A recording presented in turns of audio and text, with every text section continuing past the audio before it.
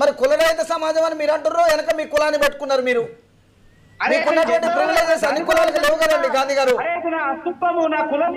నా కులాన్ని నేను రిప్లై చేసుకోవడం తప్పేముంది? నీ కులం నీకు అస్తిత్వం, నీ కులం నీకు ప్రివిలేజ్. మరి మా కులాలు మాకు అస్తిత్వంగా ప్రివిలేజ్ గా ఉండట్లేదండి.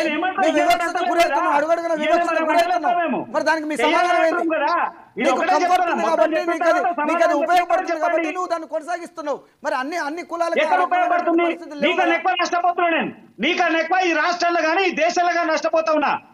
అయ్యా చెప్పుకోవాలంటే భారతీయ జనతా పార్టీయే బనియా పార్టీ, బ్రాహ్మణ్ పార్టీ అంటారు. ఎక్కడ ఉన్నది ఈ రాష్ట్రంలో నా పరిస్థితి? బీజేపీలో నా వయసుల పరిస్థితి ఏముంది? దేశవ్యాప్తంగా ఉన్న పరిస్థితి ఏముంది? నువ్వు అంటావు కదా ఎక్కడ బాగుపడుతుంది నా కులము? వెనకబడుతుంది. ఆర్థికంగా రాజకీయ దళితులం మేము. ఇక మాకైనా అద్భుతమైన పరిస్థితి నీకెక్కడుంది? ఎక్కడ చూపి, ఎవరైనా చూపి. ఒకటి లేదా ఉంటాము. మాకున్న దామాష ప్రకారం చూసుకోవాలంటే కూడా రాజకీయ దళితులుగా చలనమవుతున్నాం ఆర్య వైశ్యం. మేమేమంటున్నాం? కులరహిత సమాజం రావాలి. భారతీయ జనతా పార్టీ దాన్ని స్వాగతిస్తుంది. దాన్ని ఎక్కడ మేము ఇదైతలేం.